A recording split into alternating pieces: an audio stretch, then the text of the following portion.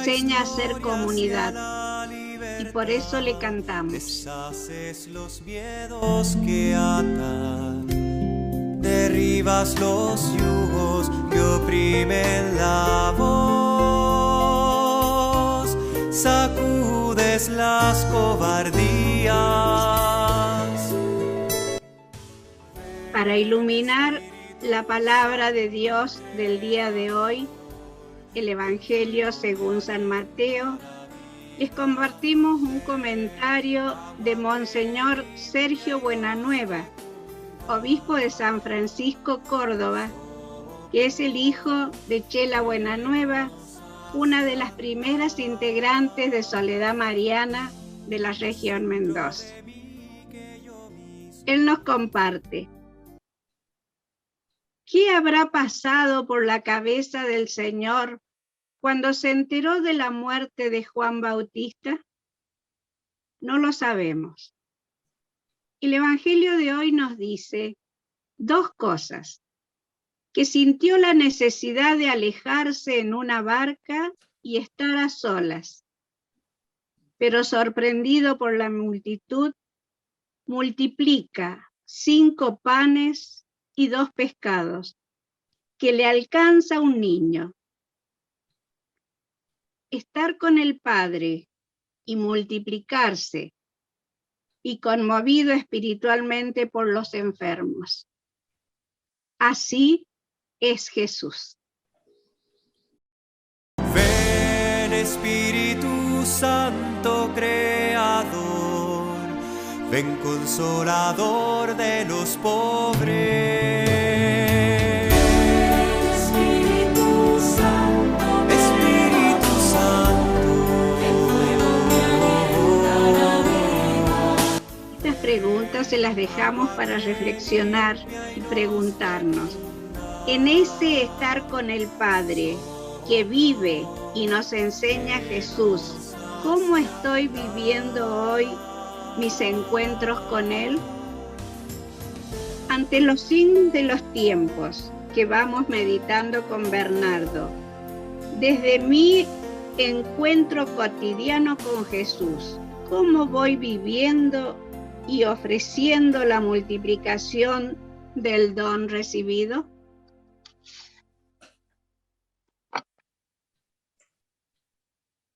Con estas preguntas y esta palabra en el corazón, lo ponemos a San José, lo hacemos presente y rezamos todos juntos la oración que nos puso el Papa para este año dedicado a San José.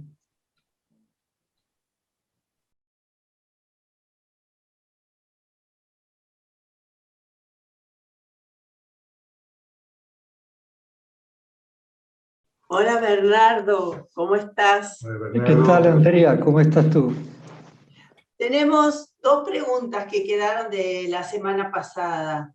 Si podrías contestarlas ahora al inicio, te voy a leer la primera. ¿Te parece bien? Muy bien, adelante. Bueno, la primera es: sobre las fotos de Simone de Beauvoir y de Sartre de visita en Cuba al comienzo de la Revolución Cubana junto al Che, fruto maduro de las revoluciones del siglo XX, y Fidel Castro, ¿cuál es el mensaje que transmiten esas fotos? ¿Cuál es el mensaje que me transmite a mí? El mensaje que me transmite es muy simple, que el feminismo iniciado con Simone de Beauvoir dejó una impronta de tipo, digamos, marxista, o por lo menos izquierdista, y eso ha perdurado hasta el día de hoy. Es decir, mucho del feminismo tiene una cierta orientación marxista. Sépanlo o no lo sepan las chicas bien pensantes feministas. Ese es el mensaje que me transmitió a mí esa foto. Y esa fue mi intención al ponerla. Mostrar que hay una íntima conexión ideológica entre feminismo y marxismo hoy día. Perfecto. Bueno, la segunda pregunta sería, Sobre la fraternidad solidaria que propone el Papa en Fratelli Tutti y la doctrina social de la Iglesia, ¿hay algún antecedente histórico que ilustre lo que podría llegar a ser esa autoridad? ¿Hay algún antecedente histórico que ilustre, más allá del ámbito monástico, lo que podría llegar a ser esa autoridad a nivel global, colegial, atento al bien común, que pueda sancionar las leyes necesarias para limitar la autoridad desmedida de algunos países, con justicia, puntos suspensivos? Bueno, hay que decir que el primer intento de cierta autoridad más global fue la Sociedad de Naciones después de la Primera Guerra Mundial, que fue un fracaso, y por eso tuvimos una segunda gran guerra. A raíz de la Segunda Gran Guerra se forman las Naciones Unidas. Ahora, ese organismo de las Naciones Unidas ha mostrado que es inadecuado, ya sea para conservar la paz, ya sea para ayudar el progreso de los pueblos. Y básicamente porque las 5 grandes potencias atómicas forman el Consejo de Seguridad y al mismo tiempo tienen un poder de veto en relación a cualquier tipo de decisión. Y además, dentro de esas 5 grandes potencias hay 2 facciones con 2 corrientes ideológicas diferentes. Entonces, las Naciones Unidas, tal como existen, tendrían que ser profundamente modificadas. Ya desde la Segunda Guerra Mundial, Pío XII comenzó a hablar de un cierto ordenamiento mundial con una cierta autoridad en ciertas situaciones. Y es esa corriente de la doctrina social de la Iglesia que está retomando Francisco y puntualizando bastante detalladamente cómo ese organismo podría estar contrarrestado en posibles desviaciones o posibles excesos o parcialidades. Pero es evidente que fuera de eso no tenemos nada concreto. Y bueno, comenzamos, Bernardo, cuando vos quieras. Bueno, largamos entonces, en el nombre del Padre, del Hijo y del Espíritu Santo. Amén. La última vez veíamos la introducción y la conclusión del libro, como una forma de acercarnos a una lectura metódica, inteligente, de cualquier libro. Si recuerdan, en la misma introducción, o en el mismo prólogo escrito por el autor, decía, ahora sí, abre el libro y lee, o ciérralo y olvídalo. Ahora, yo lo abría el libro, acá está abierto, y lo dejo abierto. Como el libro queda abierto, entonces seguimos adelante. Lo que quiero ahora tratar sería un poco los fundamentos teológicos que subyacen al libro. Y la próxima vez serían los fundamentos geopolíticos, llamémoslo, de las ciencias de las relaciones internacionales. Ahora estamos muy bien en la parte teológica, catequética. Y básicamente quiero decir 5 cosas. Primero, el carácter histórico de la revelación cristiana. Segundo, las diferentes épocas en la historia de la salvación. En tercer lugar, ¿qué son los signos de los tiempos? En cuarto lugar, ¿qué sería la evangelización? Que es el proyecto misional de la Iglesia. Y por último, la divina providencia. Una palabra sobre la divina providencia. Uno de los grandes santos sobre la divina providencia fue precisamente Don Morione, que visitó la Argentina en su momento, y de ahí nace el cotolengo, siempre dependiendo de la providencia de Dios. Esa palabra sobre la divina providencia será un nuevo remache, por así decir, a un mensaje de esperanza. Entonces vamos al carácter histórico de la revelación. ¿Qué quiere decir esto? Quiere decir que la historia humana es el lugar, el escenario donde Dios se revela. ¿Es eso lo que quiere decir? Simplemente. El cristianismo no es una religión mítica, es decir, que cuenta historias no verificables en tiempos y en lugares, a fin de dar explicaciones a situaciones humanas.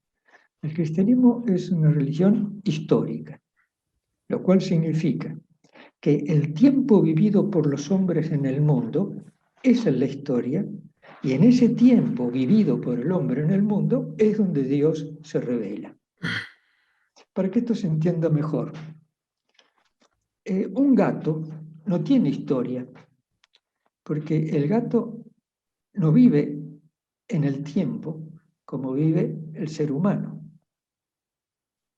El gato simplemente está en el tiempo, pero no vive el tiempo, no interpreta el tiempo, no concatena acciones libres que van configurando tiempos históricos.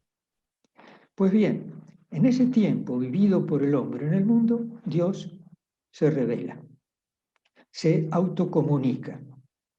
Y se autocomunica en dos formas: a través de hechos o gestos y a través de dichos o palabras, pero ambas realidades unidas. A ver si explico esto que es importante. La cruz. La cruz es un hecho, y ese hecho de la cruz corrobora lo que Jesús había revelado en la última cena, cuando dijo que entregaba su cuerpo y derramaba su sangre por la salvación del mundo. Ahí tienen las palabras.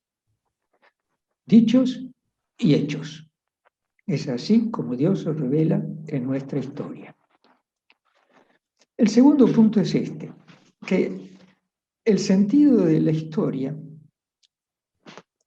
significa el fin de la historia. La historia tiene una finalidad, tiene un objetivo.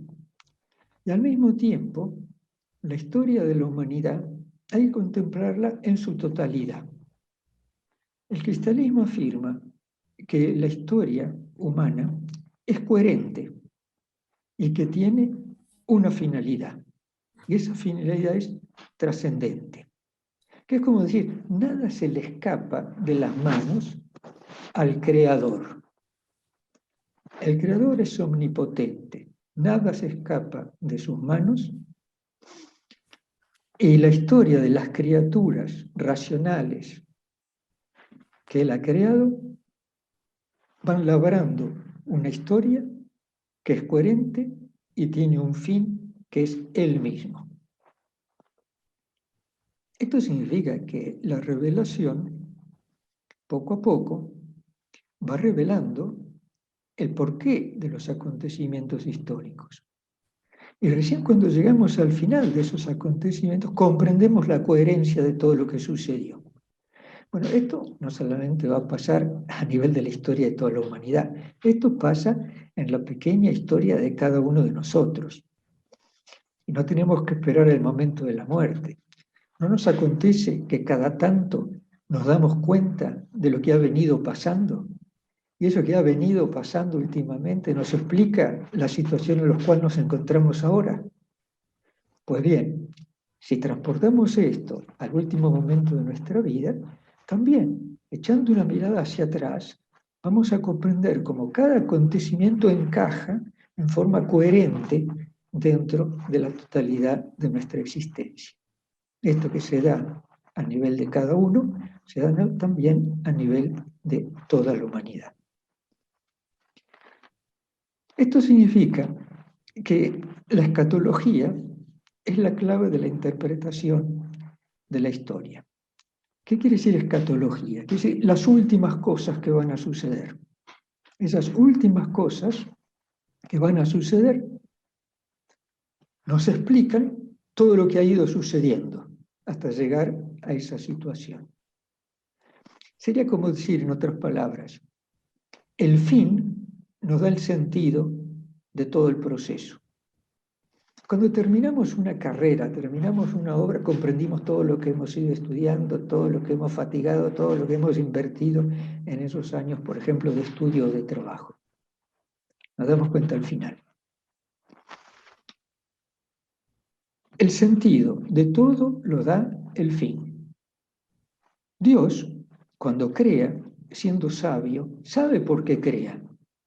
Y sabiendo por qué crea, al fin nos comunica a nosotros ese saber. Y ahí nos damos cuenta de que había un plan, había un designio. Dios tenía un proyecto. Puede suceder que muchas cosas que nos van sucediendo o que van sucediendo en la historia de la humanidad puedan parecer muy incoherentes y que no encajen, o que más bien parece que desarmonizan, o que hacen ruido, o que van a contrapelo. Pues bien, al fin de los días, vamos a ver cómo todas esas cosas que parecían desencajadas o incoherentes contribuyen al proceso para llegar al fin. Dios crea sabiamente. Una palabra sobre la teología de la historia. La teología de la historia no es otra cosa que comprender el proyecto de salvación que Dios tiene para los seres humanos. Comprender ese sentido, eso es la teología de la historia. Ver las cosas como Dios las ve y no como nosotros las vemos. Por lo general nosotros vemos todo de las tejas para abajo. Y Dios las ve de las tejas para abajo y de las tejas para arriba. Dios ve todo el cuadro. La teología de la historia es ver las cosas históricas de la humanidad como Dios las ve. Ustedes recuerdan que en la primera charla sobre la trilogía les dije algo sobre la teología de la historia y que esa teología de la historia es la historia de salvación y que en esa historia de salvación tenemos al Señor Dios, que es verdad, amor, vida, y que va a obrar comunión. Tenemos luego al maligno, que es lo opuesto, mentira, odio, muerte, y va a obrar división. Y luego estamos nosotros, que aunque el maligno está vencido y hemos sido salvados, tenemos que hacer nuestra opción y adherirnos. De aquí que consentir al Salvador es ser salvado. Respecto a todo este otro misterio de iniquidad, no quiero acentuarlo ahora demasiado, más bien quiero acentuar el misterio de salvación en esta charla. Pero quiero que quede claro que ese misterio de iniquidad se expresa. ¿Se escucha? Qué curioso, ¿eh? Iba a decir una palabra sobre el maligno y trácate, se descompaginó todo. Qué miseria, ¿no? Bueno, pongamos de vuelta todo esto en las manos del ángel de la guarda, porque este otro desgraciado hace que mis fallas técnicas produzcan desconciertos. Lo que quería compartirles era simplemente una noticia de un diario del estado de Veracruz, en México, del año pasado. Y lo que anunciaba el diario era la última misa satánica que se había celebrado en Catémaco con el gran brujo mayor. Y que el momento clave era cuando con una daga se degollaba un carnero y los presentes, sobre todo el gran brujo sacerdote y su séquito, tomaban la sangre y ya sea la bebían, la llevaban a la boca, se purificaban lavando su cara, etc. Y luego invitaban al público a hacer lo mismo. Es decir, invitaban al público a beber del cáliz de Satanás. Evidentemente, en un ritual que significaba lo contrario de la fe cristiana. Nada más que para mostrar cómo el misterio de iniquidad se expresa en múltiples formas. Esta era una forma en la cual se abjura de la cruz salvadora a fin de abrazar el misterio de iniquidad por fines a veces muy concretos y de corto alcance. Amor, dinero, poder, felicidad en este mundo, etc. Bueno, eso nada más. Respecto a esta teología de la historia, tenemos dos obras importantes en la historia de la espiritualidad. Uno es La ciudad de Dios de San Agustín, de Hipona. Agustín fue el primer gran teólogo de la historia, que interpretando el momento que él vivía en el contexto del Imperio Romano, hizo una lectura de la ciudad de Dios y la ciudad opuesta a Dios. San Ignacio de Loyola, en sus ejercicios espirituales, en un contexto muy diferente y también con una finalidad diferente, presenta la meditación de las dos banderas. Una bandera es la bandera del ejército del Salvador y la otra bandera es la bandera del ejército del maligno.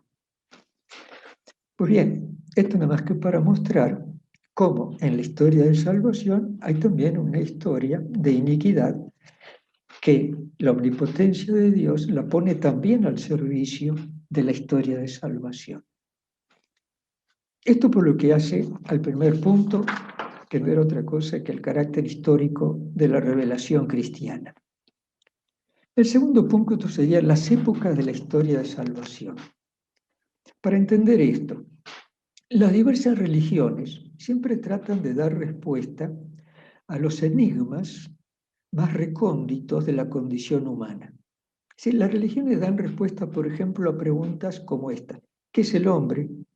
¿Cuál es el sentido y fin de nuestra vida? ¿Cuál es el sentido del bien y del mal? ¿El origen y el fin del dolor? ¿El camino para ser feliz? ¿Qué sentido tiene la muerte? ¿Hay una sanción después de la muerte? ¿Hay un juicio? ¿Cuál es finalmente el último e inefable misterio que envuelve todo y que da sentido a todo? Bueno, todas esas preguntas, las religiones, de una manera u otra, le dan una respuesta. Ahora, la religión judeocristiana le ha dado también una respuesta. Y esta respuesta se escalona en diferentes momentos o etapas dentro de la historia humana. Entonces, a ver, Malena, si puedo pasar, por favor, el cuadro de las épocas de la historia. Ahí tenemos el cuadro. Como pueden ver, hay primero una etapa, un momento de creación, un segundo que es el tiempo de las naciones, luego el tiempo de la promesa, el tiempo de la ley, la plenitud de los tiempos, el tiempo de la iglesia y los últimos y definitivos tiempos. Esa es la explicación que da al sentido de la humanidad, al sentido de la historia, al sentido de todo lo que existe, la revelación judío-cristiana. Lo que nosotros llamamos Antiguo Testamento o Primer Testamento sería el tiempo de la promesa y el tiempo de la ley. Y luego lo que sería el Nuevo Testamento sería el tiempo, la plenitud de los tiempos, el tiempo de la iglesia y finalmente, para todos, los últimos y definitivos tiempos. Pero como pueden ver, hay un pretiempo, que es el tema de la creación. ¿Qué podemos decir sobre la creación y sobre los últimos y definitivos tiempos? Respecto a la creación, ¿qué nos dice la revelación judeo-cristiana? Muy simple. Dios es bueno y como la bondad es difusiva, tiende a expandirse, tiende a comunicarse, entonces el Dios bueno crea. Y todo lo que crea, evidentemente, es bueno, porque es difusividad de su propia bondad. Dios se manifiesta así y se revela por medio de la bondad de la creación. Los seres humanos, yo lo llamo el terráqueo y la concebición.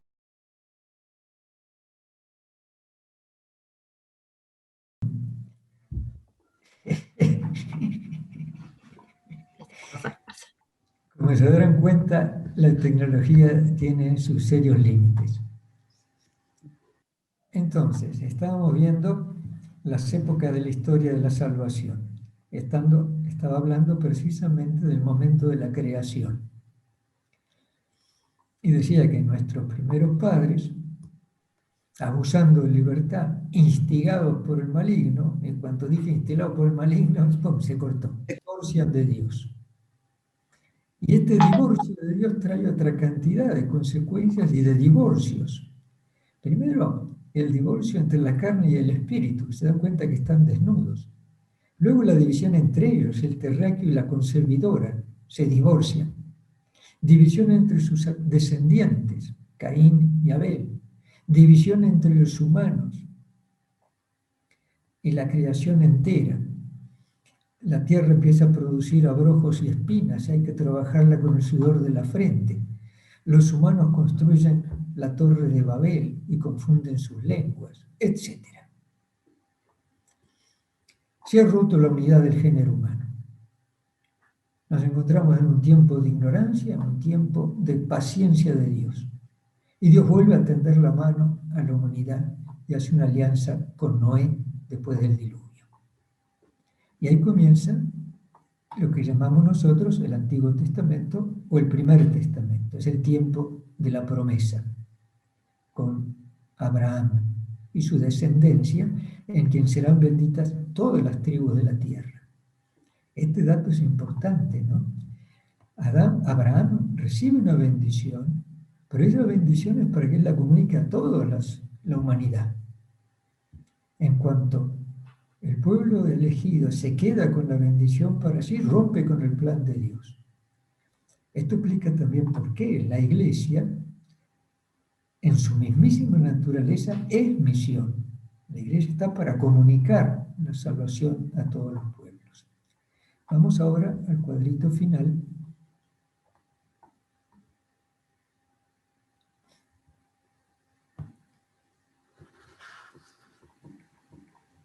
Plenitud de los tiempos. En la plenitud de los tiempos, lo que tiene lugar es el misterio de la encarnación, Dios que se hace hombre. Y luego ese Dios que se hizo hombre muere en la cruz y resucita gloriosamente y así nos libera de los poderes que nos esclavizan. Jesús trae consigo una nueva humanidad y una nueva y definitiva creación. Y comienza el tiempo de la Iglesia. Y ahí estamos nosotros. Nosotros somos agentes y pacientes de la historia de la salvación en este tiempo de la Iglesia. Nos alimentamos por medio de la palabra de Dios y por medio de los sacramentos, especialmente de la Eucaristía, recibida con el don de la fe. Al mismo tiempo estamos en el tiempo de la prueba, en el tiempo de la fidelidad, en el tiempo de la perseverancia. Esperamos la plenitud y la tenemos ya anticipada en el resucitado. Es eso lo que esperamos, resucitar con Él. Plenitud de los tiempos. En Jesús ya se cumplieron todas las promesas. Todavía falta que nosotros participemos plenamente de ese cumplimiento. Con nuestra muerte se manifiesta el juicio de Dios y la eficacia de la salvación. Quienes han rechazado la palabra y al Salvador, un castigo por sus pecados, y quienes lo han acogido, el premio de la visión de Dios. El juicio de Dios culmina cuando los tiempos culminen, cuando el Cristo glorioso vuelva desde los cielos, como juez universal, cuando nosotros resucitemos o seamos transformados los que estemos vivos, cuando haya un cielo y una tierra nueva, porque todo será transformado, cuando la muerte, que es obra del maligno, sea vencida, ya no habrá más muerte. Y cuando Cristo entregará el reino al Padre y Dios será todo en todos. Ese es el fin y hacia eso apuntamos. Ahora, ¿se dan cuenta cómo el plan o el designio de una fraternidad universal coincide con lo que serán los últimos tiempos y coincide con el final que pretende Dios para la humanidad? A pesar de todas las incoherencias y de todos nuestros pecados, y a pesar del misterio de iniquidad que trata de revertir ese plan. Bien, esto que acabo de decir, esta historia de salvación así comprendida, es una lectura teológica de la historia de la humanidad. Y es lo que la Iglesia, el cristianismo, ofrece a la humanidad como interpretación de los tiempos, de lo que vivimos, de nuestra historia. Vamos ahora a los signos de los tiempos. ¿Qué son los signos de los tiempos? Los signos de los tiempos son hechos, acontecimientos, actitudes, relaciones, fenómenos que pueden caracterizar una época determinada. Ahora, estos signos de una forma u otra, revelan aspiraciones, necesidades, preocupaciones humanas. Dicho de otra manera, los signos de los tiempos son acontecimientos de nuestra historia, de nuestras vidas, que nos van a remitir a otra realidad. O son como anhelos, aspiraciones, que Dios escucha y atiende. En cuanto Dios escucha y atiende esas aspiraciones, esas necesidades y esas preocupaciones, esos signos de los tiempos se convierten en signos de Dios. Y ahí Dios está obrando. Quizá va a ser más sencillo ver algunos de estos signos que han brillado en los últimos tiempos. Y luego ver cómo estos signos tienen que ser discernidos para que sean signos de Dios. Es decir, para que Dios escuche estos clamores y actúe en consecuencia según estos clamores, deseos, anhelos y necesidades. Por ejemplo, el reconocimiento de la igualdad originaria de todos los pueblos. Cuando la humanidad se va dando cuenta que todos los hombres son dignos, que todos los hombres son capaces de amar, todos los hombres son capaces de conocer. Ustedes dirán, pero ¿siempre ha sido así? No, no siempre ha sido así. Cuando se descubrió América, la primera pregunta que surgió es si esta gente que encontramos en América son seres humanos, o si son monos un poco más desarrollados. Ahora, hoy día, todo ser humano es digno por su realidad íntima, personal. Es también un signo de los tiempos la sed de autenticidad, la búsqueda de la verdad reflejada en las conciencias humanas. Es un signo de los tiempos los medios de comunicación social que unifican a los seres humanos. Es un signo de los tiempos la maduración personal y la integración comunitaria y social de las naciones, al interior de ellas y entre ellas. Es un signo de los tiempos la presencia de la mujer en el ámbito público o en el ámbito de la iglesia. Es un signo de los tiempos la tecnología al servicio de la ciencia. Es un signo de los tiempos la ecología o el cuidado del medio ambiente, el diálogo interreligioso y ecuménico. Es un signo de los tiempos los movimientos migratorios. Es un signo de los tiempos la globalización en cuanto a interrelación entre todos los pueblos gracias a la tecnología. Bien, todos estos signos son signos que se dan en nuestra historia, son signos que se dan en nuestro mundo. Y atención, son dinámicos, son mudables, hasta pueden llegar a ser ambiguos. Por ejemplo, la globalización puede ser un vehículo para construir la humanidad, la paz, o puede ser también un vehículo para dividir, para destruir, para separar, para oponer. Lo que puede comenzar como un signo de los tiempos portador de liberación, puede concluir siendo un signo de los tiempos portador de opresión. Por ejemplo, la Revolución Cubana en su momento, dado que es un ejemplo patético y presente, era un signo de los tiempos en su momento. La Revolución Cubana hoy día es un signo de los tiempos en los cuales Dios está actuando. Yo diría, está actuando no como piensa el establishment cubano. Entonces, tengamos presente, ¿no?, que las relaciones y los signos y toda la historia de la humanidad es mudable y cambiable, y son procesos que se van dando, es algo dinámico, y por lo mismo puede llegar también a ser algo ambiguo. De ahí la necesidad de discernir, de buscar y hallar en todos estos signos, signos de Dios, es decir, que Dios quiere actuar a través de esos mismos signos.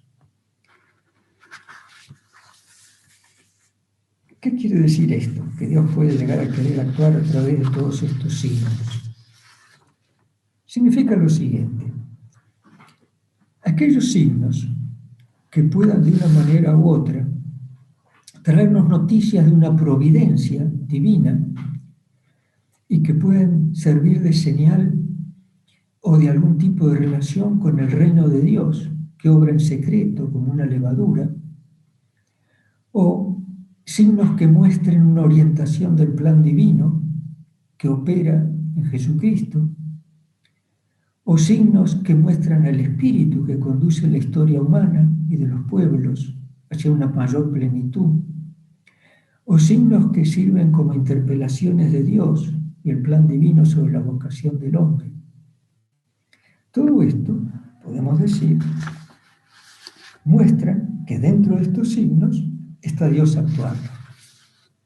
Se dan cuenta que no es tan sencillo y tan fácil hacer este discernimiento. No obstante, el pueblo de Dios como tal tiene un olfato. Hablo del pueblo de Dios como tal. Tiene un olfato. La fe del pueblo de Dios. Olfato que muchas veces queda confirmado por el magisterio de la Iglesia. Según el Papa Francisco, para poder discernir los signos de los tiempos, se precisa, en primer lugar, silencio. En segundo lugar, observar lo que acontece y preguntarnos, reflexionar sobre lo que acontece. ¿Por qué esta guerra en tal lugar? ¿Por qué estos acontecimientos de violencia entre dos pueblos? ¿Por qué hay pueblos tan sometidos y hay pueblos que son tan sometidores? Y un largo etcétera. Luego de mirar y de observar y de reflexionar, tenemos algunos criterios que nos van a permitir discernir o juzgar. Yo creo que el gran signo es si el designio del reino de Dios, que no es otra cosa que fraternidad y paternidad de Dios universal, se da o no se da a través de esos signos en la historia de la humanidad. Hay otros signos que se desprenden de este gran signo, y que sería, por ejemplo, fraternidad y libertad, y igualdad y diferencia, unidad y pluralidad entre las naciones, respeto a las identidades nacionales, pero todo eso en una interrelación enriquecedora mutua entre unos y otros. Ustedes recordarán que uno de los propósitos de este libro, Signo de los Tiempos, es mostrar cómo en el signo de los tiempos de la globalización cabalgan y se confrontan el designio divino de fraternidad universal y el proyecto de globalismo excluyente. ¿Y quiénes son los agentes que obran tanto en el proyecto del globalismo excluyente como en el designio de fraternidad universal? Una palabra sobre la evangelización. Nuestra época cristiana goza de dos grandes documentos que son como cartas magnas de la evangelización en el día de hoy. Uno de esos documentos es Evangelii Nuntiandi, de Pablo VI, anunciando el Evangelio. Y el otro documento es del Papa Francisco, Evangelii Gaudium, el gozo del Evangelio, o el gozo de evangelizar. Lo que hacen estos dos documentos es simplemente encarnar esa palabra de Jesús cuando dijo: id por todo el mundo, proclamad la buena noticia a toda la creación. O, más específicamente, id, pues, haced discípulos a todas las gentes, bautizándolas en el nombre del Padre, del Hijo y del Espíritu Santo, y enseñándoles a guardar todo lo que les he mandado. Y he aquí que yo estoy con vosotros todos los días hasta el fin del mundo. Esto significa que no hay evangelización sin presencia del resucitado, sin presencia del Espíritu del resucitado, que es el alma de la evangelización. Y esto es importante para no desanimarse. Toda la creación es destinataria de este mensaje, esta buena noticia. Ahora, ¿en qué consiste la buena noticia? Ahora, la buena noticia simplemente consiste en que Jesús, crucificado, ha muerto y ha resucitado por nuestra salvación. Miren qué simple. Esa es la buena noticia que predicaron los apóstoles y revolucionaron el mundo. Y entre paréntesis, el testimonio que daban de que este Jesús muerto ha resucitado por nuestra salvación, lo confirmaron con su propia sangre. Todos los apóstoles de la primera hora, enviados por Jesús, fueron al mismo tiempo mártires del mensaje que proclamaban.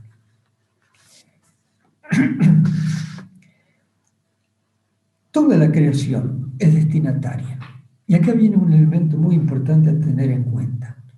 Es el tema de la evangelización de la cultura. Si ustedes miran hoy día el ámbito cultural de la existencia humana, se van a dar cuenta que lo que prima, el imaginario, las ideas, las motivaciones, van dejando de ser cristianas. Es decir, de que hay algunas ideologías que han ocupado el lugar del mensaje cristiano en el imaginario existencial y social de nuestro mundo occidental. Esa es la realidad. El cristianismo está en retroceso. El secularismo, la ideología identitaria de género y otras están en crecimiento. Es decir, hemos perdido la batalla de la evangelización de la cultura. Recuerden que la cultura es el cultivo de las relaciones entre nosotros, con la creación y con Dios. El cultivo de las relaciones con Dios, muchos no creen que exista tal Dios. Cultivo de las relaciones entre nosotros, se piensa que cuanto más poder tengamos sobre los demás, mayor felicidad y mayor logro. Y respecto a la creación, la expoliamos, la agotamos en sus recursos, la martirizamos, la destruimos. Señal de que hay un proyecto que no es el plan salvífico de salvación. Esto explica por qué hay muchos cristianos que están entablando hoy día, como David contra Goliat, la batalla cultural. En diferentes ámbitos y en diferentes situaciones. Pero es eso lo que están haciendo. Están dando una batalla cultural, tratando de volver a evangelizar la cultura del mundo occidental. Tengamos presente finalmente esto, que la semilla de la palabra de Dios es viva y eficaz. Es la semilla que crece sola. Lo único que nosotros tenemos que hacer es sembrarla y cuidarla. Y ya Dios se encarga de darle su propia fuerza, su propia vitalidad, su propia eficacia. Nuestra parte, cuidarla, luego de haberla sembrado. Esto significa que el mundo de hoy necesita evangelizadores que hablen a Dios para poder luego tener credenciales para hablar al mundo de Dios.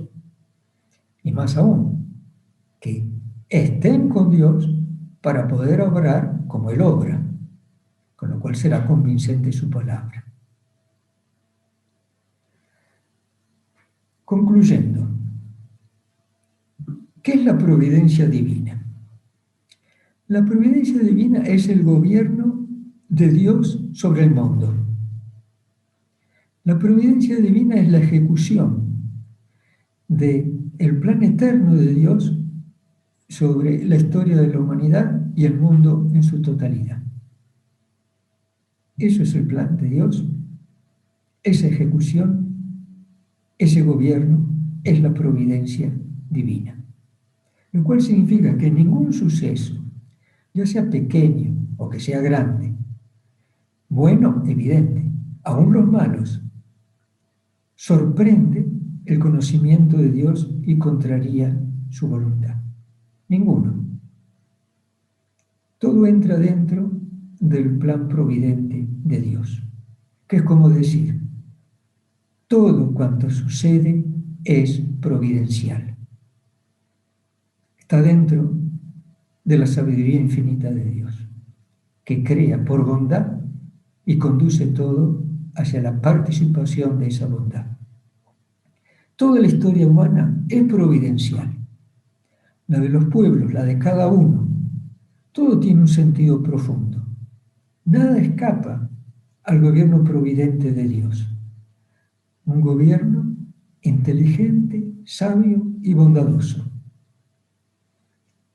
Esta es sin duda una de las principales revelaciones de la Sagrada Escritura. Si ustedes comienzan a leer la Biblia, van a ver que detrás de cada acontecimiento está Dios. Y en la Biblia se nos lo cuenta eso en primerísima persona. Dijo Dios, mandó Dios al profeta luego de haberle dicho que, le dijo Dios a Natán, ve a encontrar a David y dile.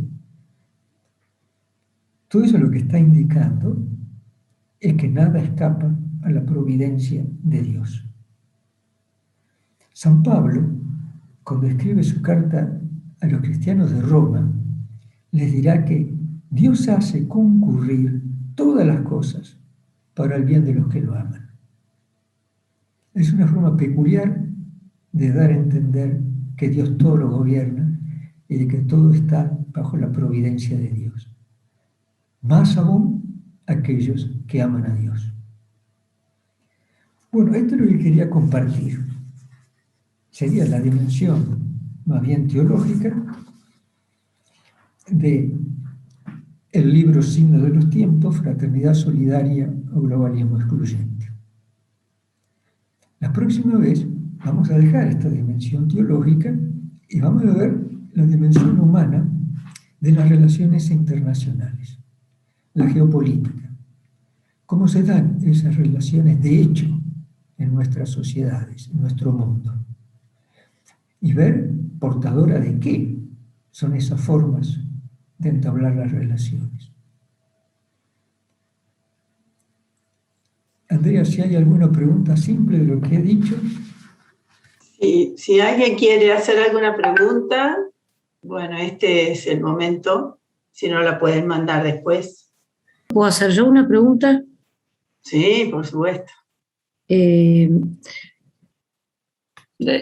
Una cosa es que Dios, en todo está la providencia de Dios, pero ¿todo es signo de los tiempos?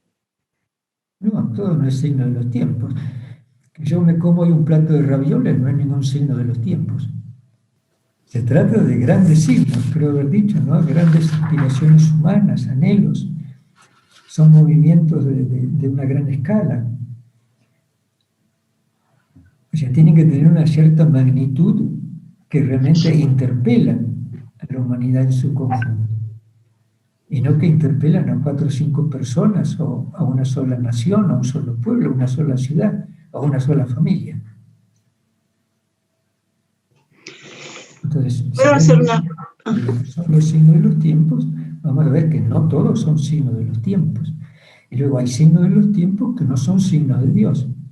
Si son clamores, son deseos de que Dios no escuche y no lo tome. ¿Por qué? Porque tienen otro eje y otra finalidad, pero no de ser signos de los tiempos, en cuanto a signos de Dios. Sí, Mercedes. Sí. María. Vos dijiste, Bernardo, vos dijiste que todo cuanto sucede es providencial y que todo tiene un sentido profundo. Viste que a mí me gustan las frases. ¿Podríamos decir también que todo lo que sucede conviene de alguna manera? Digamos así, una vez que ha sucedido, habiendo nosotros puesto lo necesario para que si era malo no suceda, y para que si fuera bueno sucediera, entonces podemos decir tiene un sentido profundo. Mira, te pongo un ejemplo bien concreto, del cual puedo dar testimonio. Yo no hice nada para tener 2 hemorragias cerebrales. No es que yo fui y me di la cabeza contra un muro a ver si rompí una arteria y tenía una hemorragia cerebral, está claro.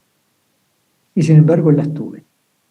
Una vez que tuve la segunda hemorragia cerebral y todo lo que significa de recuperación, le pregunté al Señor, Señor, ¿por qué esto. Y la respuesta clara, rotunda, convincente fue: es lo mejor que te podría haber sucedido. Pues bien, estoy convencido de que eso que sucedió era lo mejor que me podría haber sucedido. No sé si ese ejemplo da una respuesta a la pregunta formulada. Sí, muchas gracias. María, ¿vos querías preguntar algo? Sí. Respecto, vos hablaste, antes de hablar del signo de los tiempos, hablaste de la providencia. ¿Cómo estaría la providencia dentro de los signos de los tiempos? Primero hablé de los signos de los tiempos y después de la providencia. Bueno, perdón, lo recibí al revés. Pata para arriba, pata para abajo. Pero, Sí, bueno, pero ¿cómo la providencia iría de la mano del signo de los tiempos? Bueno, he dicho que, por ejemplo, interpretar que un signo de los tiempos es un signo de Dios es interpretar que en ese signo está la providencia de Dios. Cuando yo interpreto que en un signo de los tiempos está la providencia de Dios, ese signo se convirtió en un signo de Dios. O sea que si uno mira, por ejemplo, todo lo negativo que estamos viviendo en este tiempo, lo podemos mirar con la mirada de Dios, como vos decís, ¿no? Para un que puede ser, para que Dios lo puede permitir para un mayor bien. Eso sería lo que Él nos está proveyendo, digamos, en este momento. Empecé diciendo que para discernir los signos de los tiempos había que guardar silencio, había que orar, luego había que observar y luego había que empezar a interpretar. Hay que hacer todo ese proceso, ¿no? Y luego tampoco se pueden hacer preguntas así, abultadas, y tratar de dar una respuesta simple. A ver, sería, bueno, ¿qué serían esos males que estamos viviendo? Y habría que ver también si son realmente males para todos. A lo mejor son males para unos y son bienes para otros. Uno tiende a pensar de que lo que es malo para él es malo para todos, y no necesariamente. Puede ser malo para mí y puede ser bueno para ti, María. Lo mismo, la misma cosa. Está bien, gracias. Entonces, ¿Puedo decir una pregunta? sí. Bernardo, ¿qué pasa, por ejemplo, en una situación como la de Venezuela? Es una situación como pareciera sin salida, ¿no? ¿Cómo se ve ahí la providencia de Dios? Y bueno, cuando encuentre salida vamos a ver la providencia de Dios. Actualmente la providencia de Dios está oculta. Entonces ya no la vemos. Nos podemos preguntar luego los criterios. El primer criterio para ver si hay algo de Dios en todo eso es: ¿hay una mayor fraternidad en todo el pueblo venezolano? ¿Hay una mayor paz?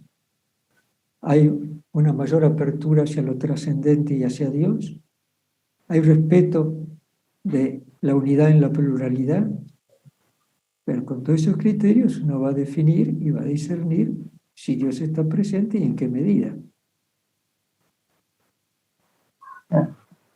Gracias. Yo te doy los criterios, tú sacas las conclusiones. ¿Hay alguna otra pregunta? Yo quería hacer un comentario. La otra vez hiciste la distinción entre comentario y pregunta. Podríamos decir que esto que nos está ocurriendo en Soledad Mariana, estos encuentros de los lunes con vos, sí, contigo, tan cercanos, digamos, tan llenos de sabiduría y bueno, el cariño sobre todo que te tenemos y que nos tienes, es para nosotros un signo de los tiempos positivo dentro de la pandemia, la situación actual que vivimos a nivel mundial. ¿O es un regalo? Pero de vuelta, ¿no? Recuerden que signos de los tiempos son sino que corresponden a la humanidad, sino a cuatro interconectados por medio de Zoom, ¿no? No, yo digo, a nivel de soledad, Mariana, somos 55 privilegiados acá. Entonces, llamémoslo como quieras. Pero es un fruto, un buen fruto de la pandemia. Y sí, probablemente. Sí, probablemente.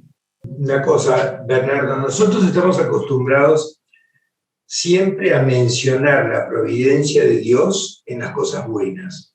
Es como que es, por así decir, una novedad. No es que escapa al plan de Dios, pero que la providencia de Dios sea una cosa mala momentáneamente para nosotros, para mí eso es novedad, digamos como... Ahí ha dicho una palabra clave, ¿no? Momentáneamente. Es decir, algo que en este momento yo lo concibo que es malo. Pero si lo veo en el contexto de toda mi existencia, o si lo veo en el contexto quizá de la familia, mi familia, o de la comunidad, empiezo a ver que no era tan malo. Entonces, esa palabra, este momento es importante. Ahí lo considero malo desde esa perspectiva, en esa circunstancia, ¿no? De ahí la importancia siempre de ampliar horizontes, de no morirse ahogado en un vaso de agua, y menos en un dedal, ¿no? Nos vamos a morir ahogados, el océano Atlántico al menos. Que el Mediterráneo nos quede chico. Hola, Bernardo. Me conmueve mucho ver las cosas como Dios las ve, que lo dijiste hace un rato, ¿no? Y que me parece que, ¿cómo no me acuerdo el nombre de tu marido, Andrea? Mariano. Bueno, Mariano, es muy fácil, Mariano.